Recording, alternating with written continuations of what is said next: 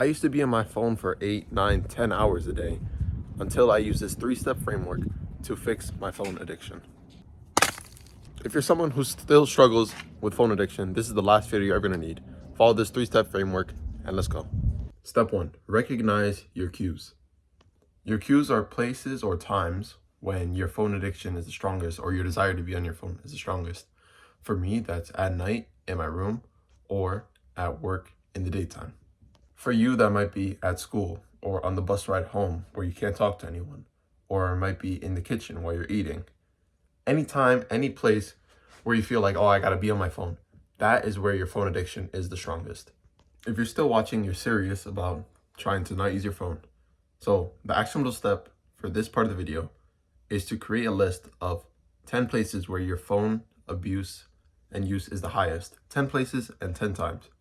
So for me, it would be in the morning, on the bus, it would be in my bed at night, it would be at work, it would be at school at third period.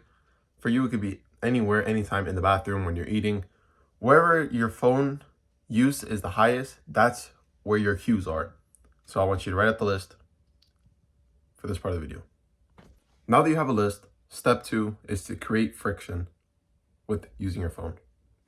Friction is resistance to use your phone. So you want to create as much friction as possible from you to your phone. In between the space, you want to create as much friction as possible.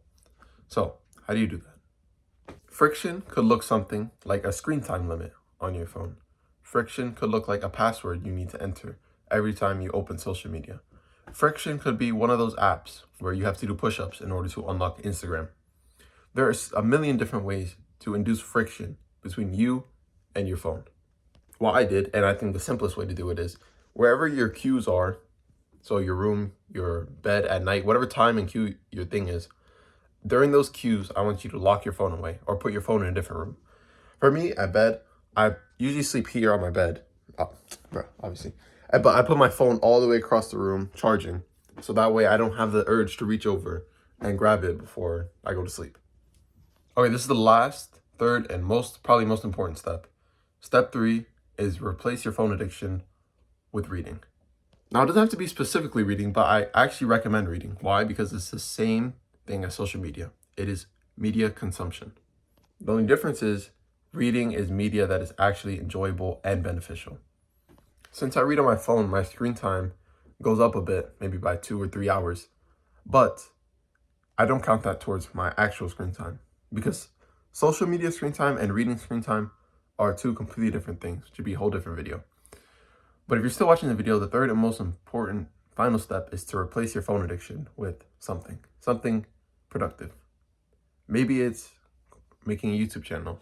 Maybe it's starting to read. Maybe it's starting a Shopify business. Whatever it is, you have to replace the time with something, because if you're on your phone for 7 or 6 or 8 hours a day, then you're going to have an empty block and you're going to need something to fill that block. That's the end of the guide. If you enjoyed the video, like and subscribe. Thank you. Love you. Bye.